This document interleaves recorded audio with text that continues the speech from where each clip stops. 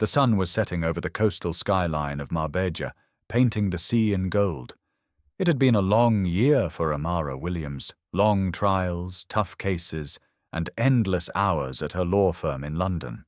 She'd finally carved out a rare weekend for herself and booked a stay at one of Spain's most prestigious five-star resorts, the El Mar Azul Grand.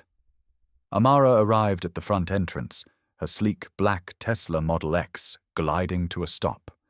Dressed in a simple white linen dress and designer sandals, her long braids cascading down her back, Amara looked relaxed for the first time in months. The valet took her keys with a courteous smile.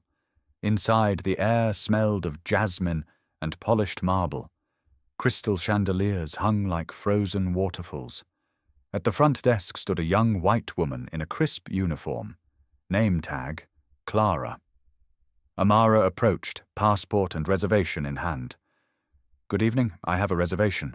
The name's Amara Williams," she said, voice calm, with her signature London accent.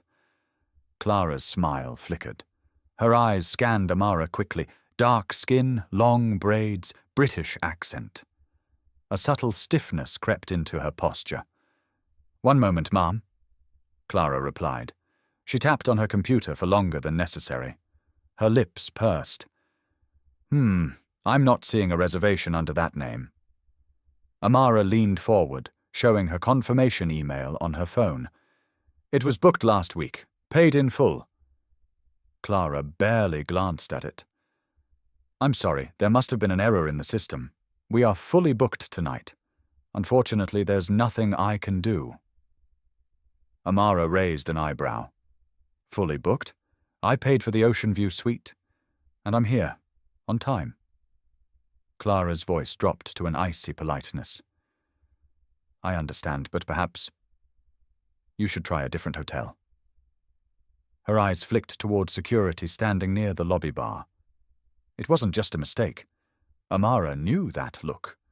The brush-off, the polite racism wrapped in policy, something she'd seen 1,000 times in her career. "Is that so?" Amara said, coolly. Clara gave a tight smile. "Yes, ma'am. Good evening." Amara took a breath. She was a partner at one of the top international law firms in Europe. She had just closed a multi-million euro deal for a Spanish client. And yet here she was, a paying guest, being treated like an intruder because of her skin. She didn't raise her voice, didn't cause a scene. Instead, she walked calmly to the plush lobby bar, ordered a neat whiskey, and pulled out her phone. In 10 minutes, she had called Miguel Santos, a powerful Spanish real estate investor and an old client. They had become friends over the years. She explained briefly what had happened. There was silence on the line, then a chuckle. "Amara, you know who owns that resort, don't you?" Miguel said.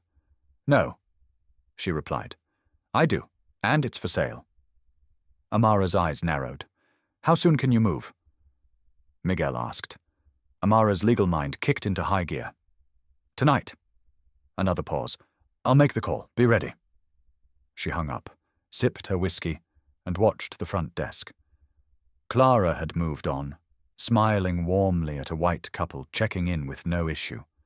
Amara's blood simmered, but her face remained calm. The difference between power and reaction. She'd learned that in courtrooms and boardrooms alike. Minutes passed. Then her phone buzzed. It was a message from Miguel. "Come upstairs." "Penthouse conference room. The deal's in motion." Amara stood, smoothed her dress, and walked toward the elevators. Security watched her, but said nothing. She pressed the button for the top floor, her heart beating steady. What Clara didn't know, what none of them knew, was that this would soon be her resort. And tomorrow morning, when Clara came to work, there would be a new owner. And the first meeting would be interesting. The penthouse conference room was bathed in the glow of the city lights, windows stretching floor to ceiling. Inside, Miguel Santos was already waiting, sharply dressed in a tailored navy suit, sipping espresso like it was water. Two other men sat with him. One was Carlos Ortega, a well-known real estate broker in southern Spain, and the other was Javier Mendez, a mid-level executive representing the current ownership group of El Mar Azul Grande. Amara walked in with her usual composed air, though beneath it, adrenaline hummed. Miguel rose and greeted her with a warm kiss on each cheek. "Amara, mi amiga, I am both sorry and pleased." "Pleased?" Amara arched an eyebrow. "You'll see." Carlos motioned to a chair. "Senora Williams, we've reviewed the current situation. The ownership group is eager to sell. They've been in quiet negotiations for months. The resort's finances aren't as glamorous as the marble downstairs suggests." Javier gave a small, embarrassed shrug. "Our holding company needs liquidity, quickly." Amara's sharp legal mind processed this. The property was distressed, over-leveraged. The timing couldn't be better. She folded her arms. "Terms." Carlos slid a folder across the table. "We can close for 18 million euros, if the buyer moves swiftly, say, within the week." Amara opened the folder, flipping through balance sheets, debt schedules, and tax records. Years of corporate law and M&A deals had taught her to read through the noise in seconds. "The valuation's soft," she said. "I'll give you 16.5 million. No contingencies, funds verified." Miguel chuckled. "She doesn't waste time, gentlemen." Carlos glanced at Javier, who looked visibly uncomfortable. But the cracks in their finances were clear. They couldn't risk losing an all-cash buyer, especially one with Amara's reputation in European legal circles. After a brief discussion in Spanish between Carlos and Javier, they returned with an answer. "Accepted." Amara smiled, but there was no triumph in it yet. This was business, but also personal. "I'll wire the funds from my London accounts within 48 hours. My legal team will coordinate with yours by morning." She closed the folder. "Now, I want an interim operating agreement. Tonight. I want immediate management rights while the paperwork clears." Miguel's grin widened. "You drive a hard bargain, Amara."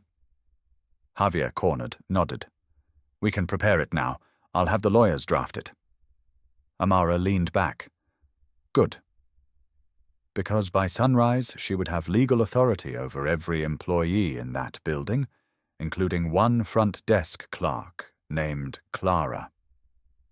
An hour later, after the documents were signed and Miguel poured celebratory champagne, Amara returned to her car. The valet retrieved it with extra politeness this time. She drove to her villa outside the city, mind racing. She wasn't just buying a resort. She was buying the right to set things right in a world where people like Clara thought a black woman didn't belong. By dawn, her lawyers had wired the first tranche of funds. The interim agreement was fully executed.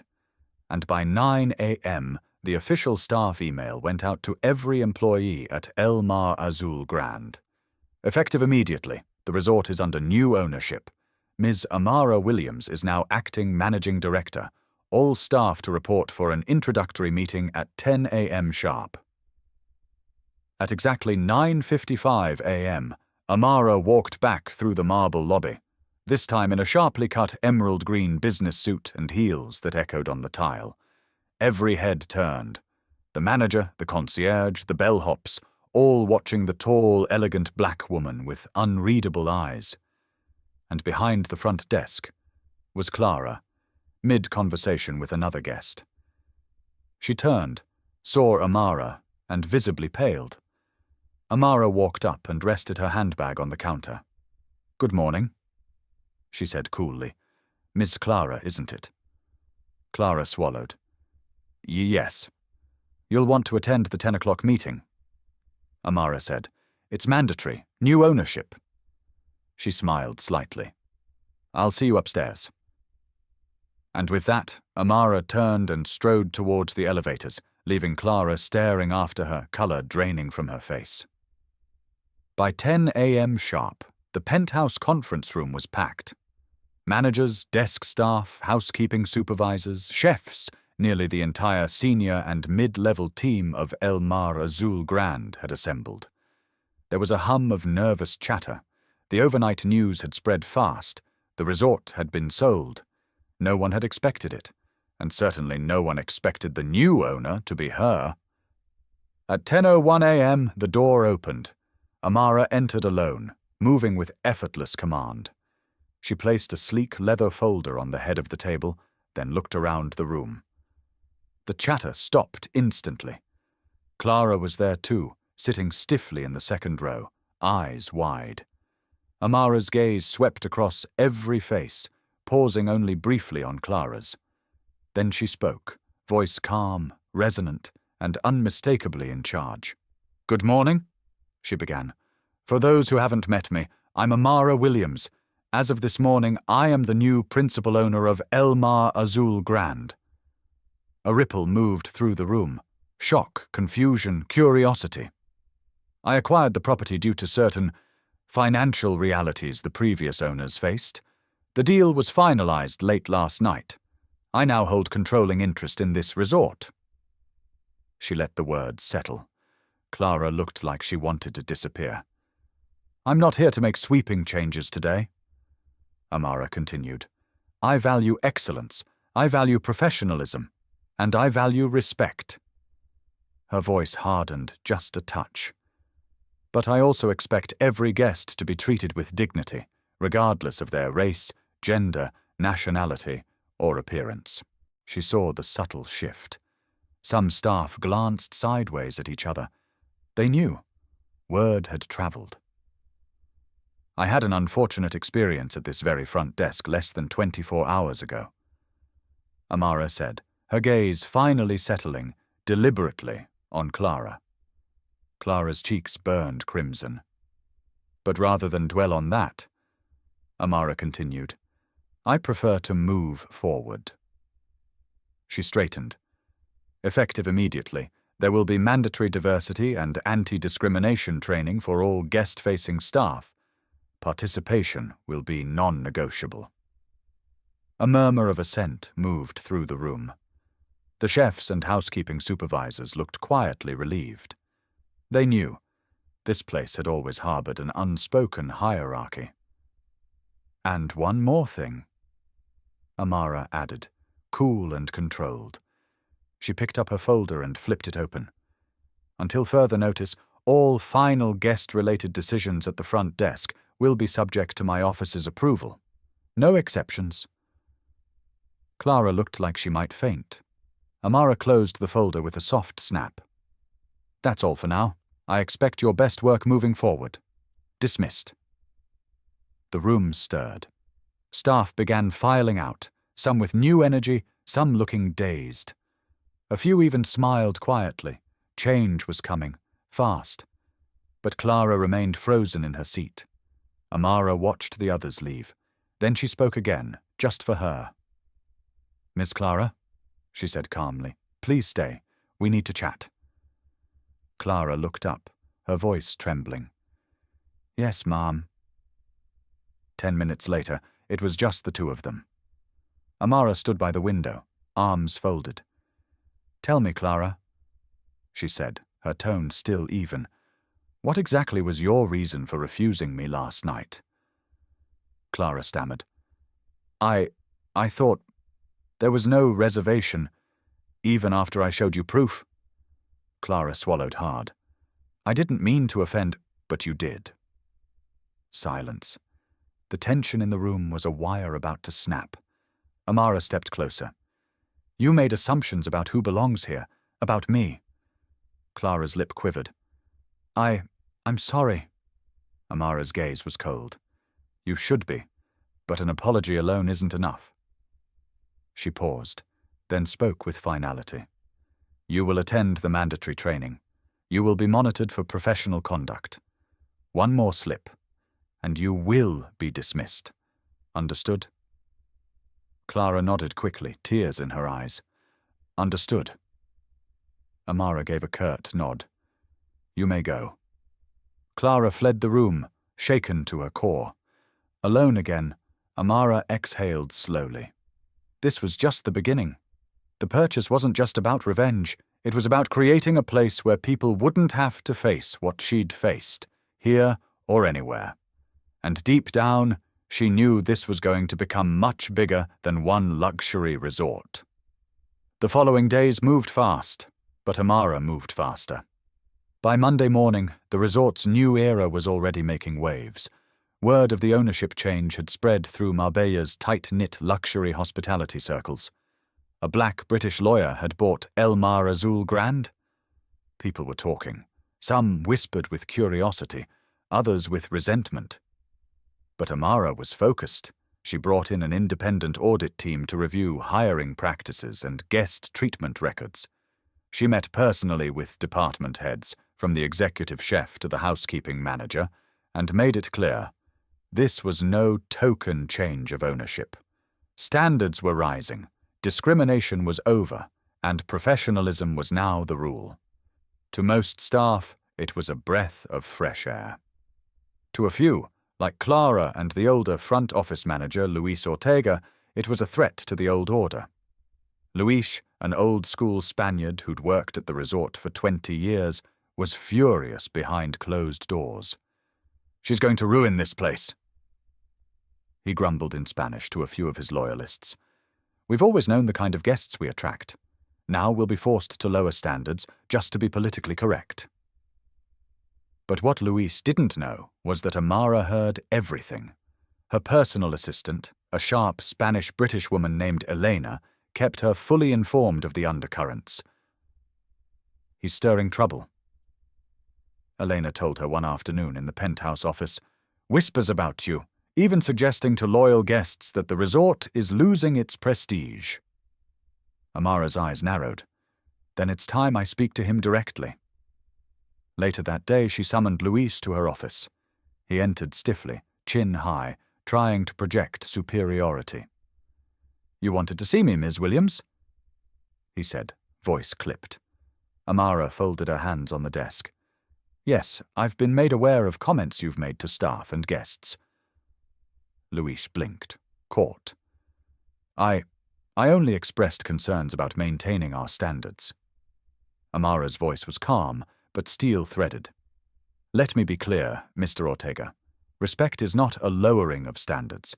Discrimination has no place here, nor will subversion of management." Luis flushed, but said nothing. "I'm giving you one opportunity," Amara continued. "Embrace the new direction, or step aside." Luis clenched his jaw. "This resort is Marbella's finest. It has a reputation to uphold." "And it will be finer still," Amara replied smoothly. "Under leadership that understands the value of all guests." She stood. "You have until tomorrow to consider your position. Dismissed." Luis stalked out, humiliated. Meanwhile, the outside world had begun to take notice. European business media caught wind of the story. Black British lawyer buys Marbella luxury resort after alleged racist incident. The headlines spread on social media. The article was picked up by major British and Spanish outlets. Amara's firm in London received dozens of calls. Support poured in, messages from fellow lawyers, celebrities, black business owners across Europe. Many praised her bold move. Others asked when they could book a stay under the new ownership. But not everyone was pleased. A group of wealthy old guard members, long-time VIP guests, mostly white Europeans, began pressuring the local business guild to push back against the change. They saw Amara as an outsider, disrupting their privileged playground. A few even threatened to pull their reservations. Elena brought her the list one morning. "These are the ones trying to boycott," she said. Amara read it, eyes cool. "Let them go. We don't need racists' money." She picked up her phone and dialed Miguel. "Miguel, it's time to lean in," she said. "I want new marketing, a fresh image, partner with travel influencers, reach out to black luxury travelers across Europe, inclusive, elevated, but unapologetically modern." Miguel laughed.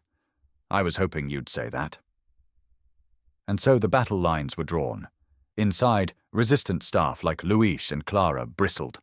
Outside, the old money loyalists whispered.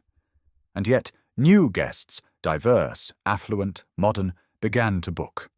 A new clientele was coming. And Amara knew the fight wasn't over. It was just beginning. Because change always brings enemies. By the end of the first week, the cracks in the old order were starting to show. Luis hadn't resigned. Instead, he'd dug in, gathering a small clique of loyal staff who resented the new leadership. They moved like shadows in the resort, cold smiles, forced greetings. Clara, still shaken, stuck close to Luis, hoping to protect herself. But Amara was 2 steps ahead. She'd already arranged for a discreet external HR consultant to monitor staff behavior. Secret guest feedback forms were introduced, and Elena reported daily on any whisper of defiance. Meanwhile, the resort's new image began to take flight. A team of young marketing experts, handpicked by Miguel, rolled out fresh social media campaigns. Glamorous, modern visuals of the resort now featured diverse models, black couples, LGBTQ travelers, stylish professionals from across Europe. The message was clear. El Mar Azul Grand was no longer an old-money, gate-kept club. It was open to the world and thriving. And then came the invitation that changed everything. Amara was contacted by BBC World News, a feature request for their business segment. The story had gone viral. They wanted to interview her on camera at the resort. Elena looked concerned. "Are you sure? This will put a spotlight on everything. The old crowd will fight harder." Amara smiled thinly. "Good. Let them. I didn't buy this place to hide." The interview was scheduled for Saturday morning. Cameras, lights, crew, all set up in one of the grand lounges overlooking the sea. Amara arrived in an elegant cobalt blue suit, flawless as ever. The interview began.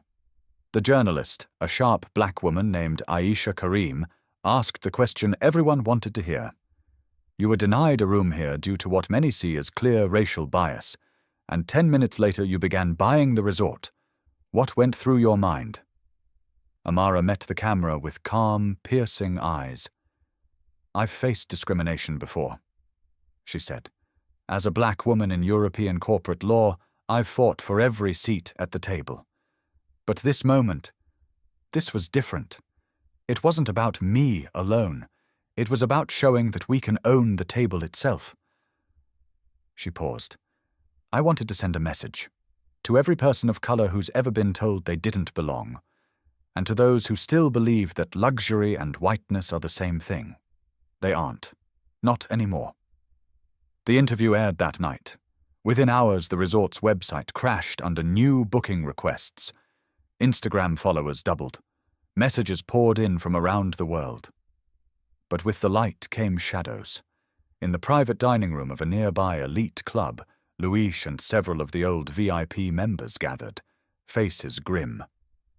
"She's turning this into some activist hotel," one white Belgian businessman spat.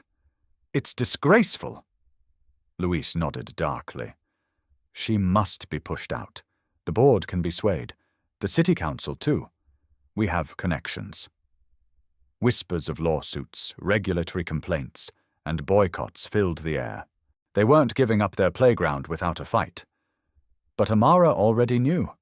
That evening, Elena showed her leaked screenshots of Luis's messages to local business guild contacts. Amara sipped her wine calmly. "Perfect. Let him dig deeper. The more they push, the worse they'll look when the truth comes out." And deep down, a steely determination burned. Because this wasn't just about a resort anymore. It was about the fight for power, in a space where people like her were never meant to have any. And Amara wasn't going anywhere. The next week brought a storm, one Amara had fully anticipated. By Tuesday, a formal complaint was filed with Marbella's local business licensing board. It was full of thinly veiled accusations, unsuitable changes to the resort's brand, alienation of loyal clientele, questionable management decisions. It was a desperate move, and Amara saw it for what it was: retaliation. Elena burst into her office with the news. Luis is behind this. The signatures on the complaint include several of those old VIP members. Amara read the document, her expression unreadable. Of course. They were trying to force a hearing, hoping to stir public controversy. But they made a mistake, she said softly. They're playing by the old rules. I write the new ones. That afternoon, Amara made a call to her old mentor in London, Lord Marcus Pembroke, one of Europe's most respected barristers and a personal friend. Marcus chuckled over the line. Let me guess. The Marbella Old Guard is losing their pearls over a black woman owning their favourite playground. You could say that, Amara replied. Marcus's tone turned sharp. They won't win. I'll draft the responses myself. And I know just the media angle to expose them if they push too far. While the legal wheels turned, the public response to Amara's BBC interview continued to surge. Influencers, black travel bloggers, luxury lifestyle magazines all began spotlighting El Mar Azul Grande as the place to visit in southern Spain. Bookings from new markets, London, Paris, Berlin, New York, flooded in. A-list names quietly inquired about private suites, and the staff began to shift. Several younger employees, inspired by Amara's leadership, openly embraced the new direction. They brought fresh energy, treating guests of all backgrounds with the same warmth. Meanwhile, Luis's faction grew more isolated. His attempts to rally support were backfiring. Staff tired of his bitterness. Even Clara had started to pull away, attending the diversity training sessions seriously. Amara noticed. She watched, not ready to forgive yet, but noting change. Then came the confrontation. One warm Friday afternoon, as Amara walked the lobby with Elena, Luis approached, stiff-backed, red-faced. Ms. Williams, he said, voice taut. You are ruining this resort. Do you not see the damage? Long-standing patrons are leaving. Amara stopped, calm as ever. Guests in the lobby slowed, sensing the tension. I see new patrons arriving, she said coolly. Ones who respect all people. Luis's voice rose. This was a place of European tradition. Amara's tone sharpened. European tradition is not an excuse for racism. Not anymore. A few gasps from nearby staff. Luis's face turned purple. You think your money gives you the right to erase history. Amara's gaze turned ice-cold. No, Mr. Ortega. My money gives me the right to own this building, she said softly, and my humanity gives me the right to stand here, something you and your kind have tried to deny for far too long. Dead silence. Then she added, voice carrying through the lobby. If you cannot adapt, you are welcome to resign. Luis stared at her, trembling with rage, but he knew. The room was watching. His grip was broken. Without a word, he turned and stormed out. Elena whispered, He's finished. Amara exhaled slowly. Not yet, but soon. Because the final battle was coming. The licensing board hearing was set for the next week. And Amara knew it was time to put her enemies on public trial. The day of the licensing board hearing arrived under a cloudless sky. Marbella's business district buzzed with quiet tension, and everyone knew why. The hearing was public. The press had been tipped off. Cameras were already stationed outside the city's grand municipal hall. Inside, the board, a panel of 6 prominent city officials, sat in a long wood-paneled chamber. On one side of the aisle sat Luis with his allies, 3 aging businessmen and a slick corporate lawyer hired to argue the complaint. On the other side sat Amara, flawless in a tailored charcoal suit, her legal team beside her, including none other than Lord Marcus Pembroke, flown in from London. As the chamber filled with spectators, journalists, local business owners, curious citizens, the energy was electric. Everyone wanted to see what would unfold. The hearing began. Luis's lawyer rose first, delivering a pompous speech dripping with coded language. Ms. Williams's sudden and disruptive management of El Mar Azul Grande has caused cultural instability, alienated long-standing patrons, altered the historical brand identity of one of Marbella's finest establishments. The word diverse was never said, but the meaning was clear. Then came Luis's testimony. Red-faced, he railed about tradition, standards, and respectability. Thinly veiled racism cloaked in faux professionalism. When he finished, there was an uncomfortable murmur. Even some of the board members looked uneasy. Then it was Amara's turn. She rose slowly. The room hushed. Cameras clicked softly. She began, voice calm, steady, cutting through the air. Honorable members of the board, I acquired El Mar Azul Grande through legal, transparent means. I have upheld every standard of excellence in this industry. She held up a thick file.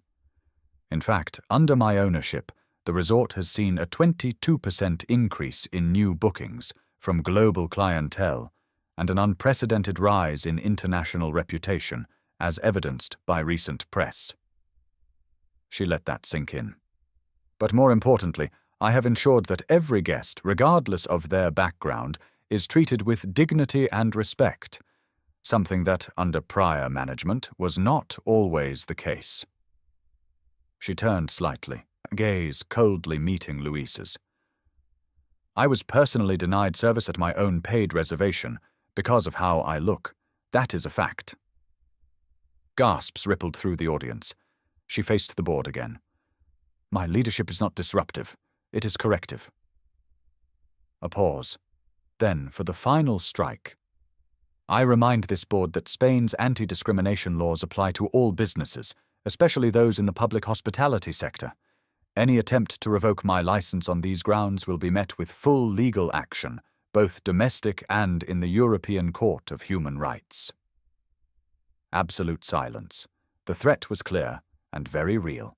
Marcus Pembroke, seated behind her, gave the faintest nod of approval. When the board recessed to deliberate, the chamber buzzed with whispers. Reporters dashed to send updates. Luis sat pale and sweating. His allies looked rattled. The tide had turned. An hour later, the board returned. The chairperson stood. After careful review, we find no grounds to restrict or revoke Ms. Williams's business license. All operations at El Mar Azul Grande may continue under her leadership. A round of polite applause erupted. Amara remained composed, but inside, a surge of vindication burned. Across the aisle, Luis slumped in his seat, defeated. Outside, cameras flashed as Amara emerged. Reporters surged forward. Ms. Williams, any comment on today's victory? She smiled, elegant and cool. The future of Marbella's luxury market is inclusive, modern, and world-class. She said, we're just getting started. And with that, she walked past the cameras, triumphant. But there was one final move left to make, because Luis still had one foot inside El Mar Azul Grande. And Amara intended to change that. The Monday after the hearing, the air at El Mar Azul Grande was different. Staff smiled more openly. New guests from London, Paris, and Dubai checked in with excitement. The old guard VIPs had largely vanished. The mood was lighter. The tension that had hung in the halls for weeks was breaking. But one thread remained. Luis. Though humiliated at the hearing, he had returned to work the next day as if nothing had changed, walking stiffly through the lobby, barking quiet orders to his dwindling circle of loyalists. Amara watched, patient. She didn't need to yell. She didn't need to argue. She had the law and the leverage. By midweek, the external HR audit was complete. It was damning. A detailed report laid out years of discriminatory practices, documented staff complaints, and even caught Luis's faction on audio making racially charged comments after the ownership change. Enough to terminate, with cause. On Thursday morning, Amara summoned Luis to her office one final time. He entered, looking drained but defiant. "Ms. Williams," he began stiffly. "If this is about—" Amara slid the thick HR report across the desk. "It's about this." Luis's face drained of color as he flipped the first few pages. She spoke evenly. "You have violated Spain's labor laws. You have engaged in behavior damaging to this resort's reputation, and you have attempted to undermine lawful management decisions." She folded her hands. "Effective immediately. You are terminated. Your final paycheck and severance, reduced by legal penalties, will be processed today." Luis opened his mouth, but no words came. Amara stood. "Security will escort you out. Your access is revoked." Right on cue, 2 uniformed guards appeared at the door. For a long moment, Luis just sat, defeated, broken. Then, with a bitter glance, he stood and walked out. Past staff who watched openly this time, some even smiling faintly. The era of Luis was over. That evening, Amara stood on the grand balcony of the penthouse suite. Below, the courtyard sparkled with lights. A VIP gala was underway, hosted for the resort's new clientele. Black professionals, young entrepreneurs, luxury travelers, guests who had once been excluded from spaces like this now mingled with ease. The sound of laughter and jazz floated up on the sea breeze. Elena joined her with 2 glasses of champagne. "To the future," Elena said, raising her glass. Amara smiled, her gaze sweeping the scene below. "To justice," she replied. They clinked glasses. Downstairs, in the lobby where it had all begun, Clara stood behind the desk, posture straighter, tone warmer. The training sessions had changed her. She wasn't perfect, but she was trying. When Amara passed through later that night, Clara met her gaze directly. "Good evening, Ms. Williams," she said softly. "I hope you're enjoying your evening." Amara paused, assessing. Then, with a nod, she replied, "I am. Thank you, Clara." And with that she moved on, leaving a space transformed. The headlines the next day said it all. From discrimination to ownership, how Amara Williams transformed Marbella's crown jewel resort.